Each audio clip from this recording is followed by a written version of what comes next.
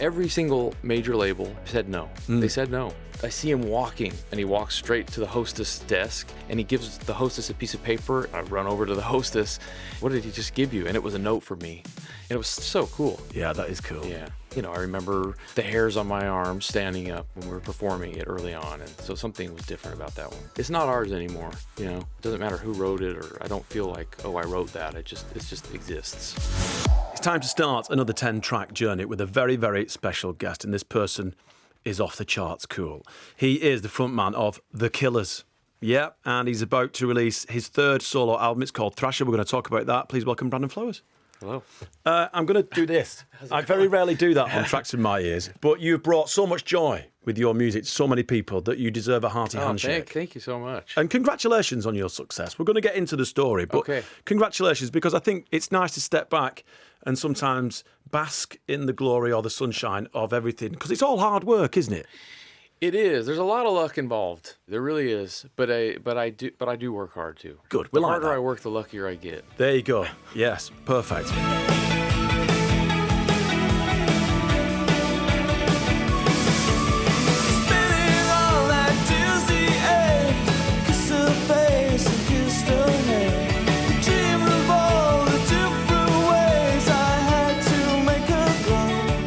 Right, we've just heard The Cure and Just Like Heaven. Why are we starting off with that track? That is sort of a monument of music for me in my life. It's tied to a strange memory.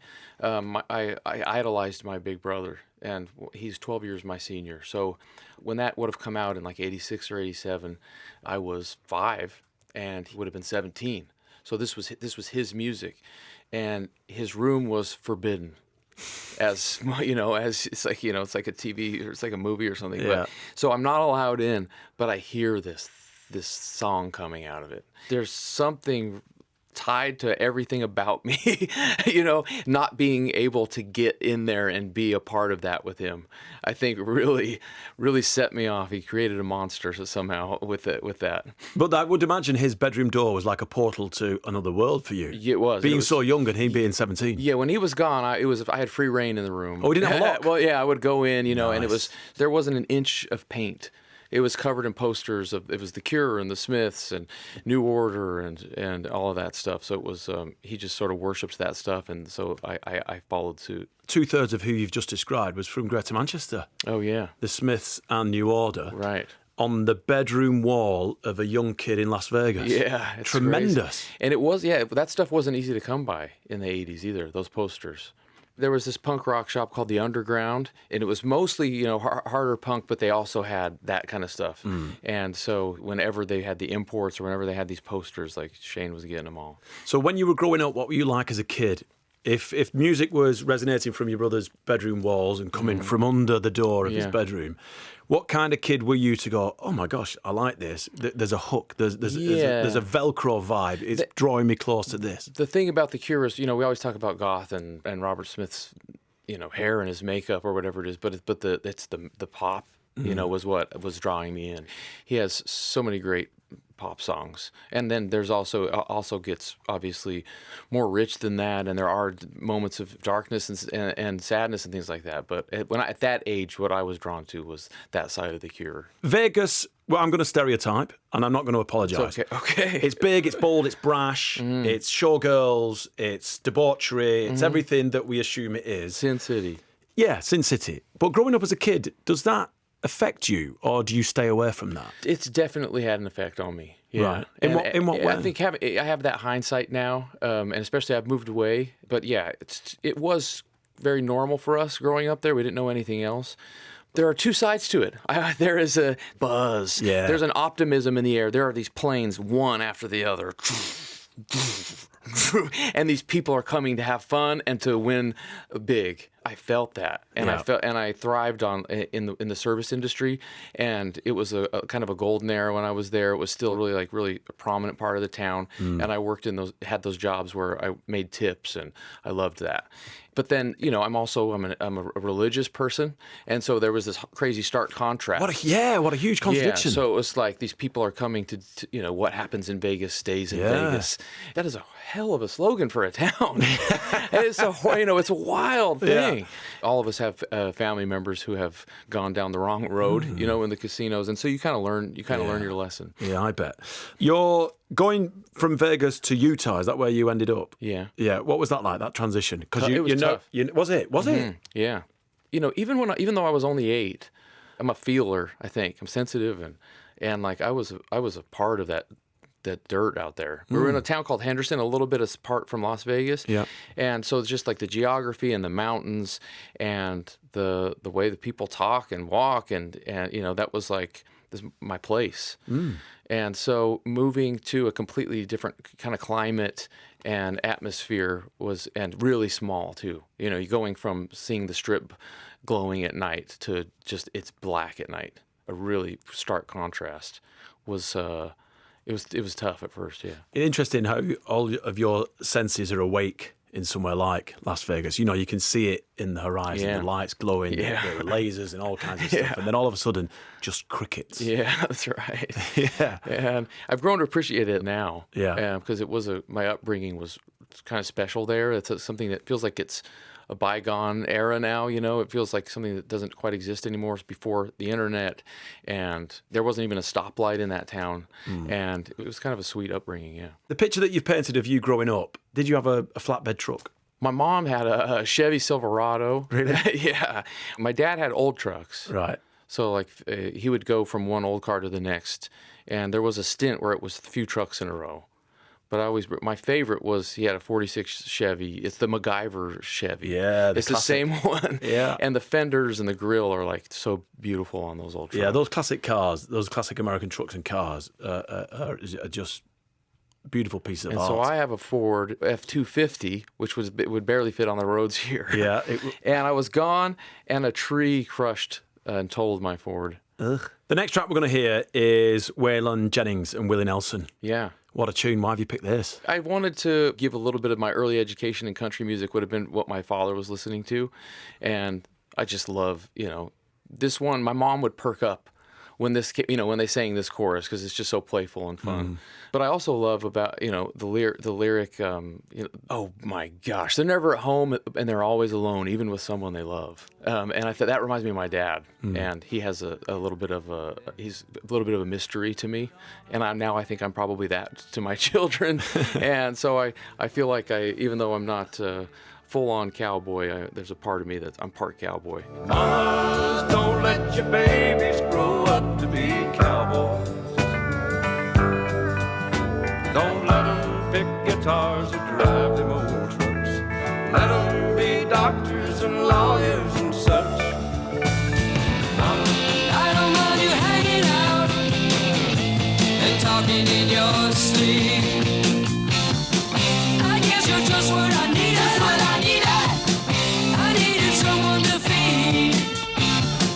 I guess you're just what I needed. Just what I needed.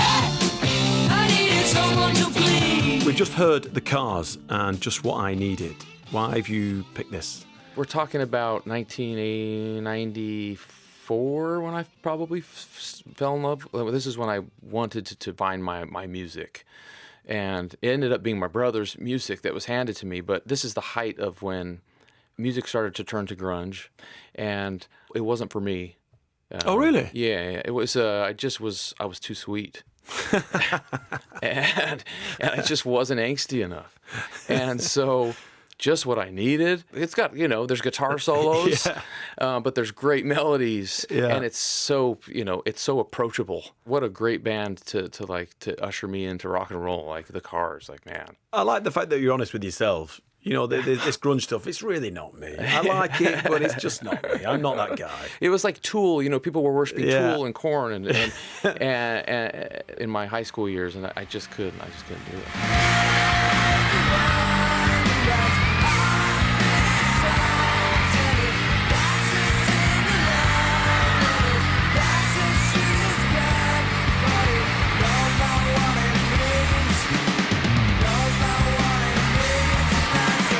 Let's talk about the fact that when you heard The Strokes, everything that you'd written prior to that, you binned apart from Mr. Brightside. That's something that an artist can only do when they look inside themselves and be honest, truly honest with themselves. Because writing a track's not easy. Right. If it was easy, everyone would have a top 10 single. Right. But to turn around and bin everything and start again because you heard the Strokes, pretty strong that. Yeah, it's a powerful thing to me. I have a real gratitude towards them for the powerhouse of that record is, and the first few records, so good. Well, they just raised the bar.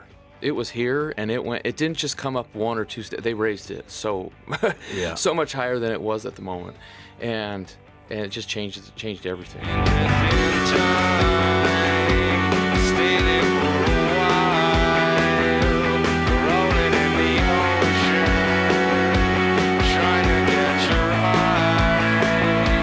What made you keep Mr. Brightside?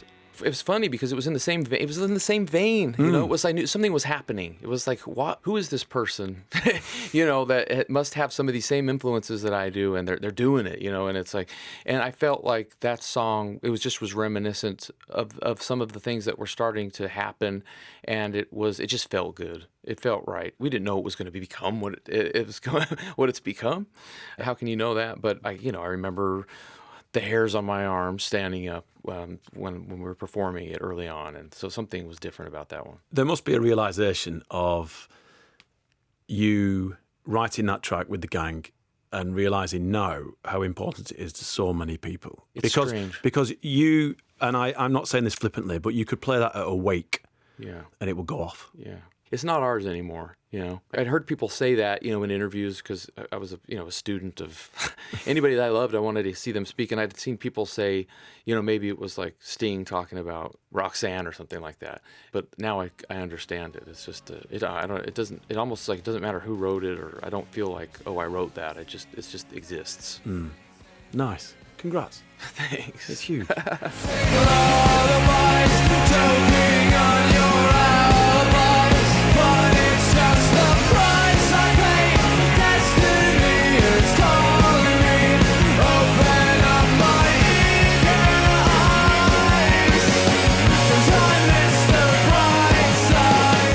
The Smiths' Panic is what we're going to hear next. We talked about them earlier on, but this is a great tune from a great band with a great legacy. Yeah.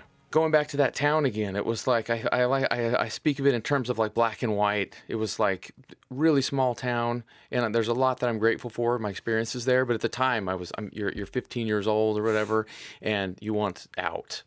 And my way out was the Smiths at that point, and things that were black and white were in color, and that's where my fascination with the UK would have started, and my fantasies and my romanticism of this place. You know, it all stemmed from that music and that time. That's lovely coming from a fella who grew up in Vegas. Yeah, it's funny. I want to be in the grimy northwest of the UK, please. You were waiting tables and you served Morrissey once, is that right? That's true, yeah. Well, I didn't. They didn't allow me to serve him because they knew that I was a fan. Okay. Danny Elfman, too, from Oingo Boingo. That's another one that they didn't allow. Both times I broke the rules and approached the tables, and they didn't fire me for either of them. I was a little bit like blabbering to Morrissey, but I had something cohesive for ready for Danny Elfman. Morrissey's not the greatest in person, but Danny Elfman. I was working that night, and it was his birthday, and I went to the table. I shouldn't have gone to the table, and the next morning I had to work again, and I'm working.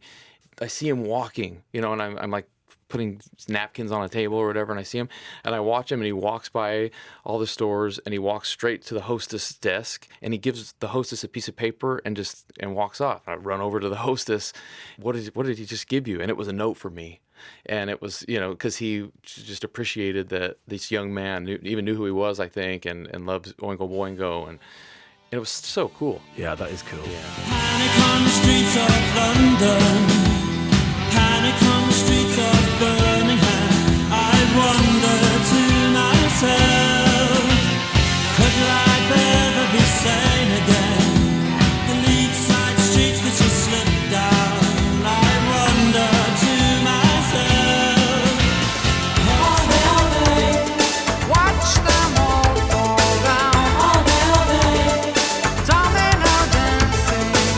All day, watch them all fall down. All day, domino dancing. just heard the Pet Shop Boys and Domino dancing. A big influence on you, Pet Shop Boys? Yeah. Why did you smile then? Oh, just thinking of, again, I can see myself as just getting my driver's license and listening to Domino dancing. Yeah. And for me, you all have a specific thing that you tie some of this to, but it all just fit together to me. And that was just in line with everything else that I liked. Some people may not even consider putting the Smiths with Pet Shop Boys. And to me, it was all just good music. Neil Tennant joined the Killers at your Glastonbury headline show.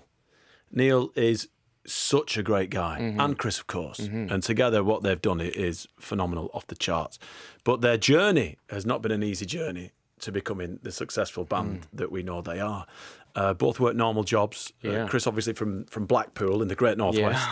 When you meet artists like that, and when you realise their journey, does it put everything into perspective? Because everyone else has gone and walked a bumpy path, shall we say?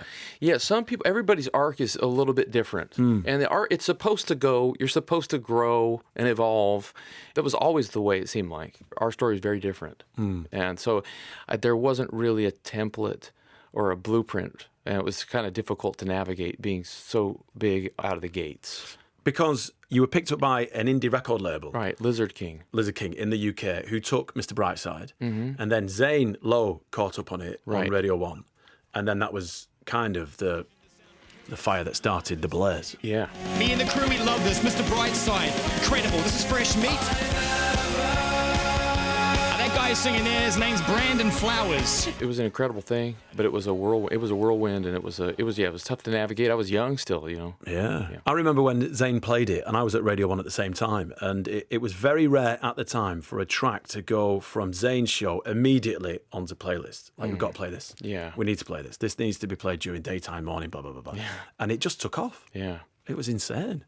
I can imagine you guys going, what the heck? And then the mainstream labels picked up on it, right? That's right. It's funny because I tell the story, and I just don't know if people think it's just like lore that there's something that I'm like spinning along the way. But every single major label had said no. They said no, and then we started getting this attention over here, and they literally would say, "When did you record this song again? Like, what producer did you bring in, or what?" And it's like, no, that's the same song. Wow. It's exactly the same recording that you heard before. Good for you. Yeah, and it was incredible, that momentum that really changed our whole trajectory. The next track that you picked is U2 with or Without You, a big tune. I know it's an obvious one. There are other songs that I love by U2. But I guess we were talking about my life. Yeah. And the Boy Scouts? Do you know about the Boy Scouts? Did you have Boy Scouts here? Yeah, we do. So we had a jamboree, it was called, once a year. And like a party? Yeah. A gathering? Yeah. So, yeah, it's a gathering. Yeah. And you stay the night out in a field. Amazing. And intense. And so we're in Fillmore, Utah. Right. It was the original capital of Utah. Now it's Salt Lake City. Anyway, we're in Fillmore. We're out in the fields, and they had set up. They were going to have speakers, talking to the boys, and it kind of resembled a festival. And there was a stage and a PA. Cool. And we were all sitting there getting ready to hear. Like there was a religious speaker and a guy from Boy Scouts, and we're waiting for them to come out. And they played With or Without You on the speakers. And I'd only been to The Cure at that point in my life to see a concert, and I wasn't a U2 fan yet. And again, it's one of those things that, like, you know who they are and you've heard of them, but I just remember the dirt in the field, and I just remember hearing that song on that scale, and it changed. Something was different, and that was, again, it's just that thing. It's like, so grateful for it, because at that time I didn't know that I could go down that road and still, like, Depeche Mode was like the thing that I was into at that time, and then it's like I start looking into, look at these connections. Flood, who recorded Violator, was the engineer on Joshua Tree, and you start, the same guy took the pictures. Anton is the same photographer. Oh, that's why New Order is black and white, and it all just starts coming together, and so it was really a part of my journey. With or without you.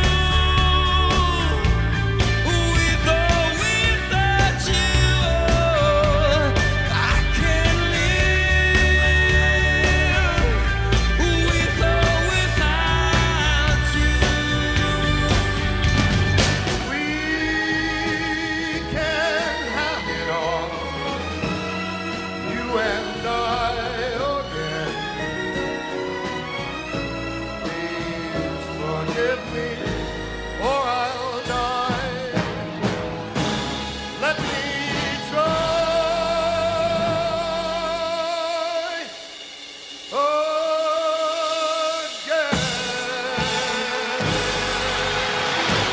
All right, Brandon, we just heard Frank Sinatra and Let Me Try Again. Why have you chosen this from Frank? You know, you think of Christmas music. My first 8 Christmases were in the desert, and a lot of it were those crooners. So whether it was Bing Crosby, Dean Martin, and Frank Sinatra, and people like that, and have a lot of the most famous Christmas tunes. And so he always reminded me of home, Sinatra. It's synonymous with Vegas. Yeah, and there were so many. When I was a kid, that I wanted that piece of home. And there's a great live performance called The Main Event, and it's him at Madison Square Garden, and I would listen to it and feel homesick, and I was just always wanting to get back. You know, my parents let me go back when I was 16, and so it is a strange thought though. This 16-year-old kid and like listening to this song. It's called "Let Me Try Again," and it's just such an adult song, and it made me homesick, and it directed me back to that place. Nice. What was it like when you went back? So exciting. Was it? I was living with my aunt, but I was free. Like, it could have gone a couple of ways, you know? Yeah. But do you think because of the religious element in your life, do you think that's kept you balanced? It helped bring me back, but I went for it early on. And when I was a teenager, I went, because I'm 16, and you're in Las Vegas, and I just instantly got a fake ID. Yeah. And I was working at a golf course and making more money than most 16-year-old kids were making. Amazing. And I had a blast. Were you any good at golf? I'm a huge golfer. Oh yeah, I was good at golf. Well, yeah. That's why one of the reasons I wanted to move back. Really? I wanted to be able to play all year round. Do you play now? I stopped, and I thought that I would come back to it, and that I would love it. And it didn't. I've played a couple of times, and it's weird. It's not doing it for me. Interesting. No, I loved it. Like, yeah. I still have calluses. I mean, I still have calluses from 30 years ago. But do you own a set of golf clubs? I have a set, yeah. All right, fair. But you know, like rubbing the grass off of a ball, and that smell on your fingers, and like you're on 17 and the sun's going down. Those were like the best times of my life when I was 14, 15 years old. Nice. With all the music artists available in Vegas, you know, the big shows and the concerts and the residencies, I guess you'd call them, did that give you the opportunity to see a lot of bands, or did you stay away from the mainstream? Oh no, a lot of bands. That was another. I was spoiled. A lot of bands were coming through because we had the Joint, and then we had the House of Blues, and then there were also a couple of arenas. U2 would come through, Morrissey would come through, Duran Duran would come through. Everybody that was in my collection they were coming through.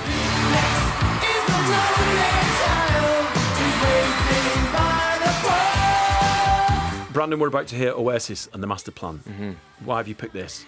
The Oasis are special to me because they were one of the first bands that were mine, because a lot of stuff was from my brother, which I spoke about earlier. This was not in his collection. This was something that I felt was my own, and it was just a really exciting time falling in love with them. Because I took piano lessons as a kid. Right. I wanted to pursue that. And the people that I was hanging out with, they were into synthesizer music too. They moved to Los Angeles, and I didn't want to go, so I stayed. And I just sort of had a pretty serendipitous night. I was at the Hard Rock, the Joint. So it doesn't exist anymore as the Joint. Oasis were playing. This is a true story. We're ready. I'm not an Oasis fan yet. Right. A guy walks out. I'm just walking around the casino. We would hang out at the Hard Rock.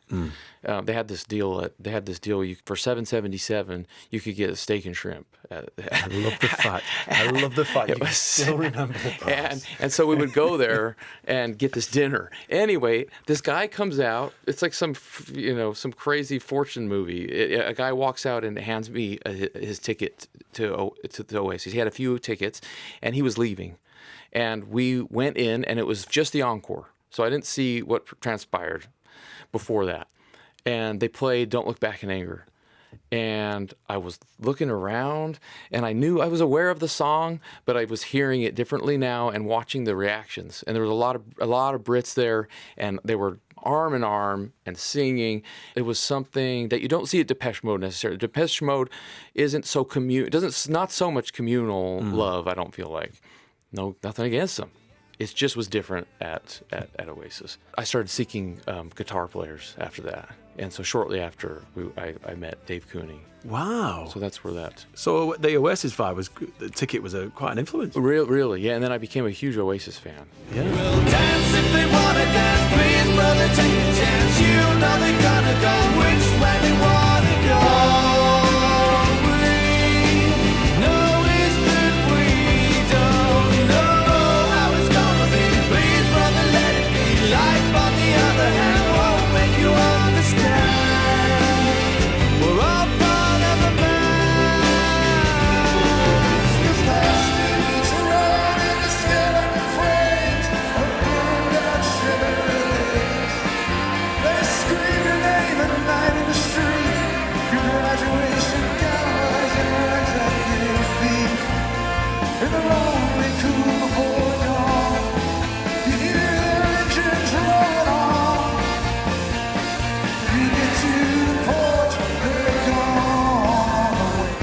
boss, Bruce Springsteen. And why did you pick Thunder Road?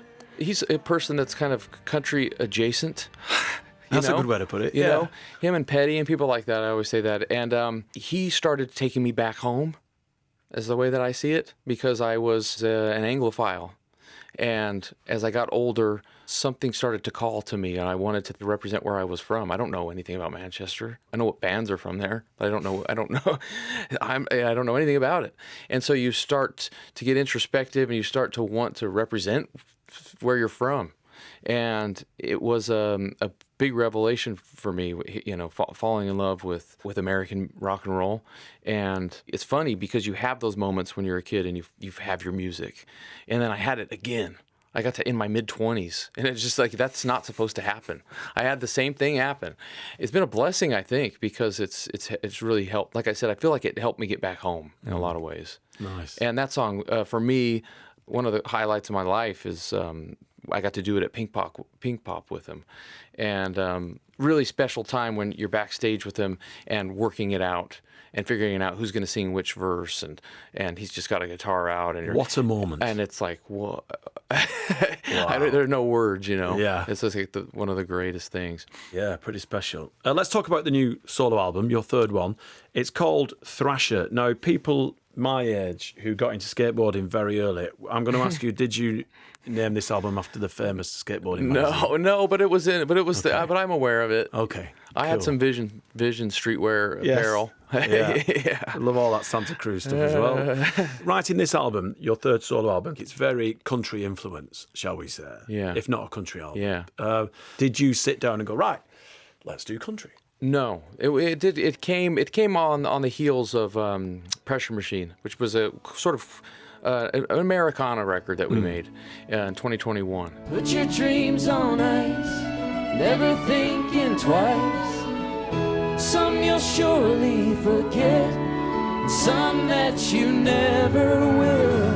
And it all took place in a town in Utah. I had such a great time making it that I didn't want to leave. I didn't want to leave the town, and so I just kept writing. And it started off as this Americana thing, and then it just, I don't know what, it just naturally started leaning more country. And that's the music that I heard in that town when I was growing up, and it felt appropriate. And so these stories are from that time in my life, a lot of them, and it just felt like this is the vehicle for them. Think I'm going under. Take your time with my heart. It's been rattled by the thunder of the all you got engine. Country music is very open and it's very honest. People really delve into themselves when they write a country track. How was that process different for you when you're writing with the Killers? When I'm fronting the band or when we're writing Killers music, especially in the early days, I felt the responsibility to sort of keep it contained and represent the band, and this outlet has made it a lot easier to be more me and more authentic in ways. Is that a good thing? You got to be pretty vulnerable to do it. Yeah. But it's an interesting exercise, and I love songwriting and I love telling stories. So I really enjoyed making this music. Are you one of those people who sits and waits for the songs to arrive, or are you one of those people who sits and has a song, but then it arrives in a different interpretation of what you're thinking? I think it's a little bit of both. Sometimes a song will reveal itself, and you'll be surprised, and you need to get some way of recording it, or you have some idea. But a lot of times, for me, it is something that I'm working on, and it'll turn into something you're not completely sure what's happening or what you're writing about, and you figure that out later sometimes. Yeah. Did you learn anything from writing this latest album about yourself? A lot of songs are about people close to me, and it really makes me feel closer to them, and I feel more compassion for them as I write this music. That's great. Yeah, and so that Have you told them? Yeah, and I play them the songs. I wouldn't have put it out without them giving the okay. So there's like 4 or 5 people I had to send them the song, and you got your fingers crossed and you hit send, and you don't know what's going to happen. But it brought me closer to some siblings, and it's a healing kind of a thing. Yeah, that's cool, man. Yeah, that really is. Are you going to tour it? Yep, I'm going to do an American stint and come over here for the UK. Nice. It's going to be a different show, isn't it, to a Killers show? Oh yeah. And I purposefully chose smaller venues, and I'm looking forward to trying to tell some stories. And it's tough to, you can't really sit down and tell a story in a stadium or in a big arena. It's kind of difficult. Another day in paradise. Another raindrop in the sea. Count the hours to quitting time. Trying to cross the silver line that always leads just beyond my dreams. It's just The last track that we're going to play for you is Time to Move On by Tom Petty. Yeah. It's a beauty. Yeah, it is. He's one of the masters. I think I chose this just similarly to why I chose Springsteen. It's just this is the stuff that came into my life later, and that helped me be more authentic. And I'm so grateful for their contribution. And I wanted to play a little Petty. Thank you so much. All right, That's thanks. been an absolute joy. Thank you. Appreciate it. Cheers, buddy. It's time to move on, time to get going. What lies ahead, I have no way of knowing. But under my feet, baby, grass is growing. It's time to move